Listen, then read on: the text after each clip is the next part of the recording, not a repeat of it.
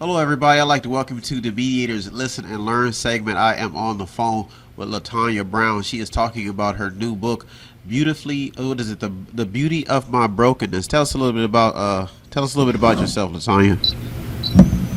Hi, everybody. My name is LiTonya Jones Brown. I was 44 years old, born and raised in Youngstown, Ohio. I currently live in Columbus, Ohio. I have 4 children. I have 3 brothers, six grandchildren. I graduated from East High School, class of '96, Golden Beard. I did some college of business education. My mother, her name is Louise Clark. She's more than just a mother to me. She's my best friend. I lost my father at the age of 8. That was like my biggest heartbreak of ever. Yeah. Also, I now a published author. Yeah. And tell us a little bit about the book. I know it meant a lot to you to kind of get the message out there. Tell us a little bit about the book, and tell us a little bit about the title. Why do you title it the way it is? The beauty of my brokenness. Oh my goodness, it's a beautiful thing to go through something so hard and actually walk out of it with your head looking high. My book is actually about my shooting. That's why I initially started. I wanted to tell everybody, about the shooting, but it went further than that. I wanted to talk about what happened before I got shot, and what led me to the shooting, and what happened after the shooting. And now tell us a little bit about that, because that whole situation kind of went down all of a sudden. And for anybody who's never been through a traumatic experience like that, it probably really changed the course of your life. Tell us a little bit about that. Well, I had a boyfriend. It was very sudden. We was dating, and I remember my mother telling me, she's like, if you don't stop talking to that boy, something drastic gonna happen. You could never forget words like that. Never. Yeah. And I went to home, and I just said, things kind of went left. It wasn't that we was breaking up because of what she said, but certain things was happening, and I said, you know what, let's just call it quit. It wasn't like we fought or nothing. Yeah. And like I said, if you read my book, the 3rd of July, everything, it went left, and it ruined not just my life, but it had a big difference on my family too. Now, I know it was very instant. And I noticed in the book you kind of, I think your goal. It seems like your goal was trying to tell people the story to keep them from making the same mistakes. Tell us a little bit about that. Was that one of the goals for you writing the book? Yeah, that's definitely the goal. My goal was to stop women, and I know I was saying I focus myself on women because I am a woman. Yeah, but yeah. I noticed as the months I have been talking to other people about the book, men are actually it's impacting their life too. Yeah. So, but my focus were women, and I watched a lot, like just watching news or watching movies, and how women get abused by men, and they don't know how to get out of abusive relationships. Yeah, it's pretty scary. And that's where my focus was, right? Now, in the book, you also talk about some very, very scary stuff about how you had to make a decision. I know it's kind of personal, but you reveal what goes through a female's mind, especially when they have to make the choice to talk when you talk about the thing about abortion and this just having sex, and I like the way you kind of wrote it. It was very detailed, but it kind of explains the mind from a woman's perspective. Now, tell us what males don't seem to understand about that, and I think that you really focus on that in the book. So tell us what males don't see when women have to make the choice probably to like either abort a child or have sex. So tell us a little bit about that, why you put that topic in the book. When I thought about choices, as a woman, we have to make big choices, decisions on our life. And when I got an abortion at the age of 16, that was a big choice my mom had to make for me. Yeah. And of course, I didn't want an abortion. Of course, she didn't want me to have one. But I was young, and having sex at a young age, well, it's definitely not the way to go. Yeah, it ruins a lot of things. And so I did get pregnant first time I had sex. We think, well, we can have sex. I could just have sex, a little sex, ain't nothing gonna happen. Yeah. But listen, it happened to me. It is. It just happened. Sex, I got a baby. It happened just like that. Yes, it happens. Now, so that's why I made it called Choices. The people, what's amazing about the book is like I don't know if you know how important it is, especially at this particular time, because the book actually really inspired me, just helping edit it and publish it. But I saw it from a woman's perspective, and that was like the main thing. So when you talk about these choices and your titles and your chapters, what kind of made you kind of home in on some of these personal, like one thing I know that you were very open about every situation that you went from the day your father passed away, and you would go in detail explaining these situations and how it kind of mapped to where you are today. So why do you think it's so important for women to kind of journal and write down their thoughts? I think you talked about that in the book too. Tell us a little bit about why you feel it's important for women to write this stuff down and just let it out. This, tell you the truth, writing this book was more therapeutic for me because I never got a chance to even get any counseling for not just the shooting, but my death of my father. Yeah. I never got the counseling for the death of my child at the age of 16. I just had to deal with it, and nobody knows how a woman has to feel aborting a baby, losing their father, getting shot. And that's what a lot of my titles, I want to be very transparent to women or anybody that's reading that book. I want you to know what I'm talking about. I don't want to hide nothing. I'm putting everything on the table. Yeah. I want you to hear and listen and see where I'm going. Do you think that'll be beneficial to a lot of women nowadays? Yeah, I definitely do. A lot of people now, as writers, and I'm not speaking for me as a writer. Yeah. I don't hide anything. I feel like if you hide it, you're keeping something away from somebody that's actually needing to hear something. Yeah. As a woman, and I speak to a lot of people because I'm at church functions and stuff like that.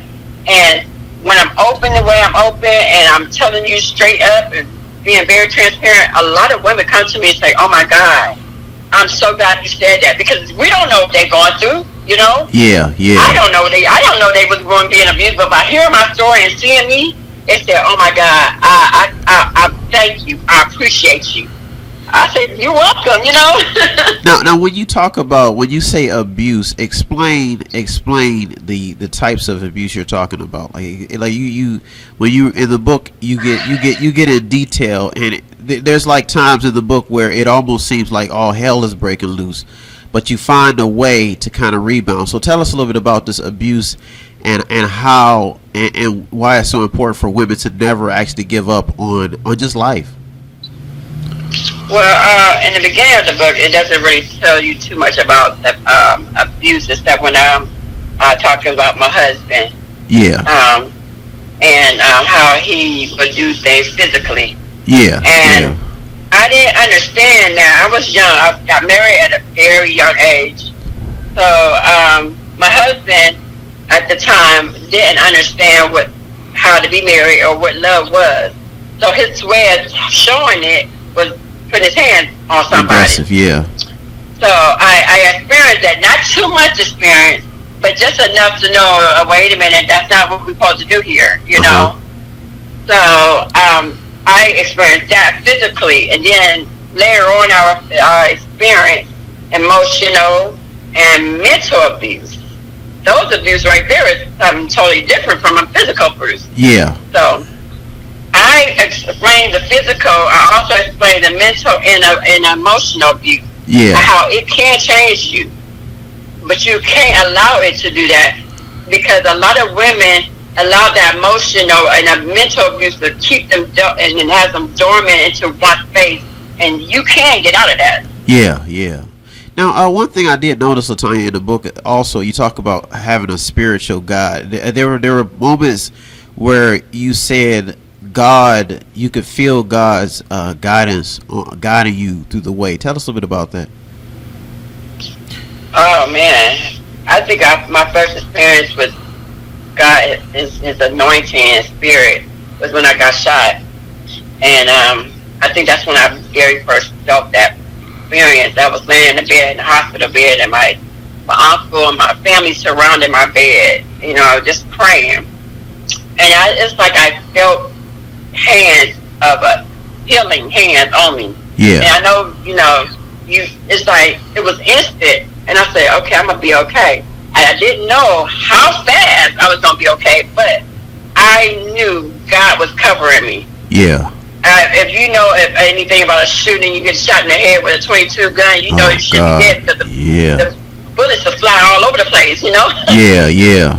That's a testimony. God covered me. And I don't know why he covered me, but I do know I'm here for a reason. No, I believe it. I was talking to somebody not too long ago, and it was a young female, and a lot of females in this day and age, some of them refuse not to actually believe in spirituality. They kind of shy away from it. But I like the way you kind of talk about it in the book, because one thing I told the girl, I said, at one point in your life, you will find God, and you will find a reason to believe in something higher than this world. And that's why I kind of when I was going through the chapters, I was seeing that this played a big role in helping you get over some of the things that you were going through. We're going to take a quick break. I'm on the phone with LiTonya Brown. She's talking about her book. Go ahead and give us the title again, LiTonya. The Beauty of My Brokenness. It is called The Beauty of My Brokenness, and it is her autobiography about her life, some traumatic experience. We'll be right back. You're the Mediator with me, Brian West. This is the Listen and Learn segment, and we're talking with LiTonya Brown. Don't go anywhere. I'll be right back. Tune in and don't forget to subscribe to Method 8 Inc. YouTube channel. You can also watch free public entertainment. And don't forget to show some support by visiting www.method8inc.com by buying something, clicking something, watching something, or just reading something. You can also sponsor a program as well. That's www.method8inc.com. Buy stuff, watch stuff, or read stuff. All right, we are back. I am on the phone with LiTonya Brown, and she is talking about the book, The Beauty of My Brokenness, and she is going in detail telling us about why people should support her and why they should give it a read. It's a very good read. Talks about her life, some of the trials, and it's specifically geared towards females and males. Some males may have daughters, and some females may have sons. And now that's one thing I kind of wanted to talk about, because you talk about these relationships, LiTonya, in the book. Tell us why you chose to talk more about relationships. Why is that so important to females in this new environment? Oh man, we live in a world of people in relationships, and we some relationships are good, and majority of them are bad. And I run into a lot of women that tells me about their boyfriends or their husbands or fiance that I wanted to show you, just because you have a title to something doesn't mean that you have to stay in a bad situation. Yeah. So that is why, and a lot of titles, I don't know where I get the titles from. I'm gonna tell you the truth. I just come to me and I say, you know what? There it goes. There it we'll goes. run with it. Yeah. Yeah. So now in some, I think in some of these relationships, you were talking about how they were showing you what you wanted from a person. Is that true? Yeah. I mean, so my husband, we if you even read that whole story, he showed me who he was. Yeah. If you read that story, he showed me exactly who it was, but I did not pay attention to those red signs, and that's important for us women and males. Pay attention to those red signs, because if a person telling you, showing you, and you ignore him, that's on you. Yeah. But he showed exactly who he was. I just didn't pay attention because I was so young. I wanted to be married. I wanted to and I was pregnant at the time too, and I just wanted a family. Yeah. And I ignored it. One thing I learned, LiTonya, about your story is that the publishing world, when you talk about the publishing world, it kind of shies away from some situations, and they get kind of picky and choosy when it comes to stories. Why do you think it's so important for the world to hear about what happens in these small places where I mean, it's almost similar to John Singleton creating like something like Boys in the Hood, or something that shows what happens in the inner city life. So why do you think it's so important for a female who has lived the inner city life? Because I know there's a section there where you talk about how you got affiliated in some gang situations with you and your cousins, and you actually had to get in a street fight. So some of the tell us about that. Like, tell us why it's so important for people to be aware. I feel like sometimes as a woman, a black woman, we don't get our voice heard all the time. And as a gang member, I would say, I guess you would say that, a gang member, run the streets. It was a dangerous game. Yeah. And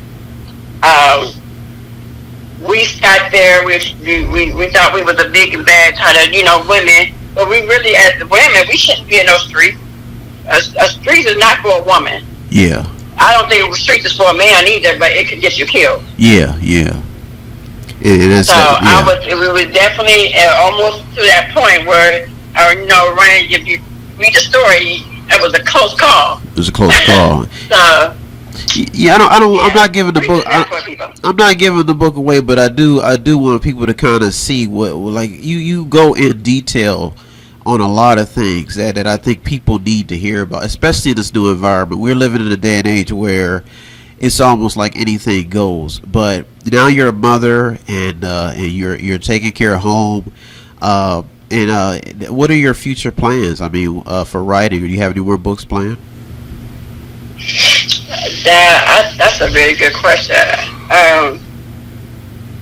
To be honest, I had a plan, and said me and my mom, and like I said, my mom is like my best friend. Yeah. And we had plans to try to open a center and actually do what I'm doing right now, and share my story. Yeah. Show them that if you're in a bad situation, a bad relationship, bad issue, that you have somewhere to go. Yeah. You have someone to talk to. And that is kind of in plan what I want.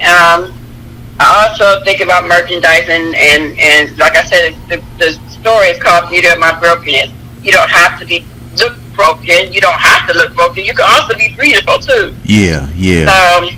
I'm going to get in cosmetics or merchandise and stuff like that. So book is not just the only thing I'm stopping at. I'm not stopping there. Yeah. I'm going to keep moving. And I like your drive too. I mean, you seem like you have just ambition to not only just make an impact on the what they say, the testimony of your life, but now the last question I have for you before we end the segment is tell us why most people don't choose publishing books. They choose to display their life in whether movies, they display their lives in music. You'll hear like lyrics that are just kind of out there, but you chose to write a book, and that's what I was very touched by that. What made you want to write a book? And the great thing about LiTonya, if people don't know, is when I asked her, I said, do you want to do ebooks? She says, no, I want to do it the old-fashioned way. Why was that one of your goals?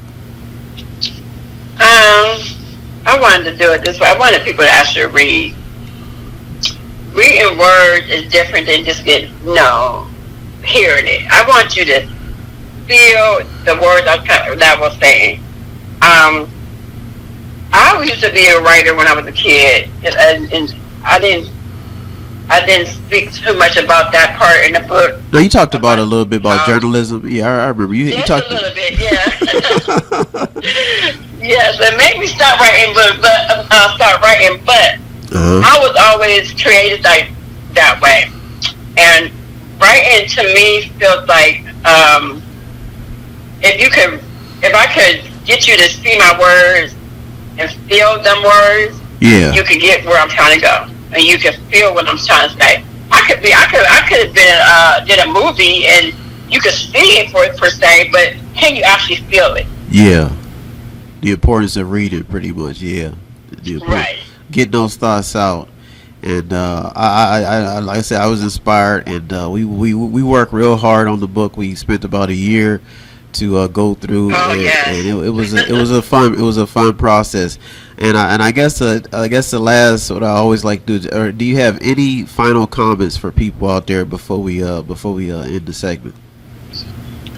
Yes, I just want to be an encouragement to not only women but men, children that had a dream. Yeah. I said, I started writing this book years before you even got it. Yeah. So it takes time. This was not an easy process. I'm gonna tell you that right now. It was not easy. But if you have somewhere, if you want to do music, if you want to write a book, if you want to dance, whatever you want to do, keep doing. No matter who says no. I got a lot of no's, but that one person said yes to me, and that was you. And said yes, and I said yes. I got the right person for me that fits me.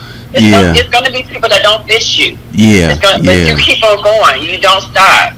So I'm going to encourage somebody that wants to do something. Don't stop, no matter how many no's you get.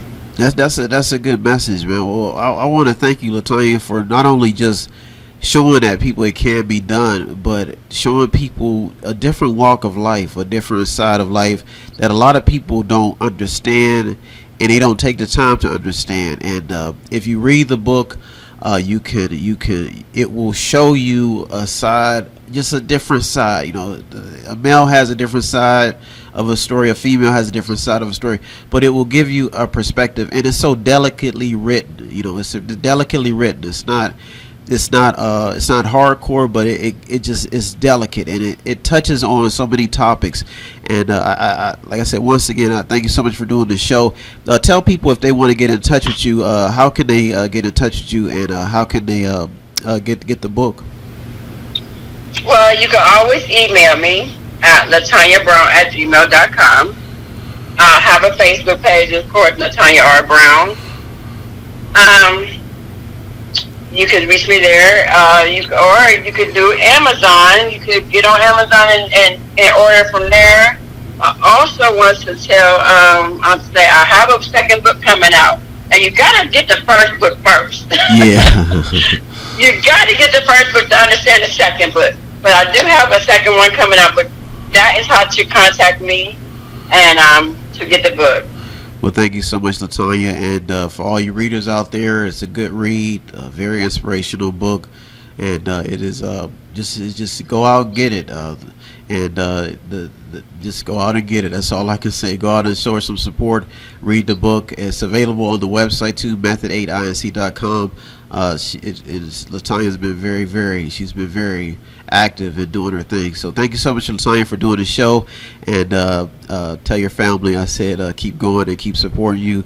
It's been an amazing journey. Thank you so much, LiTonya. Thank you. All right, have a good day. Mm-hmm. Bye bye. Well, everybody, thank you for tuning to the Mediator with me, Brian West. I am out of here. I want to thank LiTonya Brown for sharing her side of the story. And this is our Listen and Learn segment. Everybody has a story, so feel free to visit her on her website and purchase her book, and to contact her on her pages. Thank you so much for tuning in this week. I am out of here. Have a good week, everybody. Peace. If you need help, then dial your operator. Have no fear, fellow citizens. The Mediator is here.